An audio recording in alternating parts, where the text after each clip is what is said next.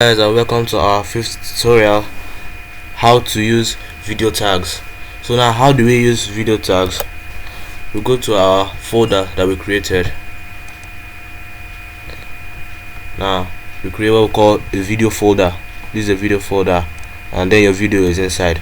So we go to our bracket code editor like we did for the image and the audio. We're going to do the same thing here. We're going to type in video. You open your bracket, video. Then we're going to close that. See, so now, like the audio and the image, it has a source. So we're going to type src is equals to. So now, what's the name of the folder it's inside? Video.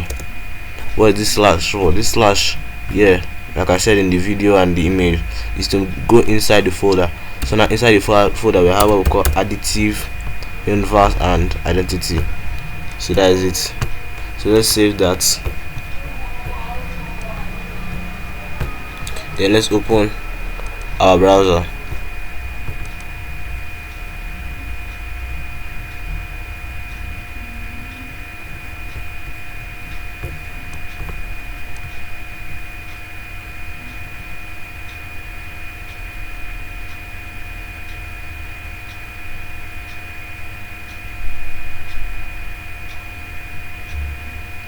Okay, it's loaded. This is the video, but now you can't play it. Why?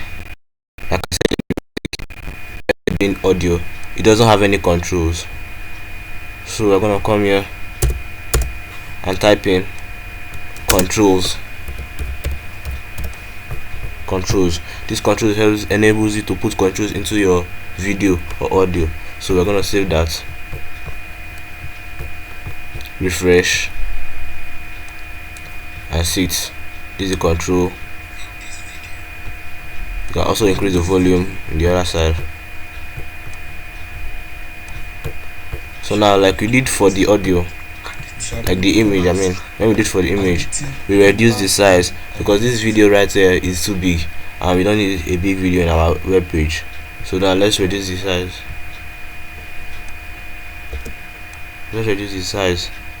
Type in height. What height do we want? Let's make it 200. We save it. Then refresh.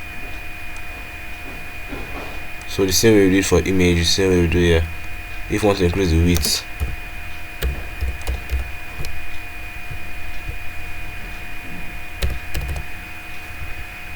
we save it.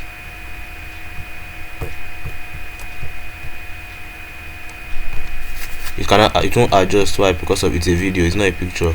Videos are only moved by height. Once the height move, it adjusts with everything moves at the same time. It's always equal. See you guys on the next video. Don't forget to share, subscribe, and like my videos. See you guys next time.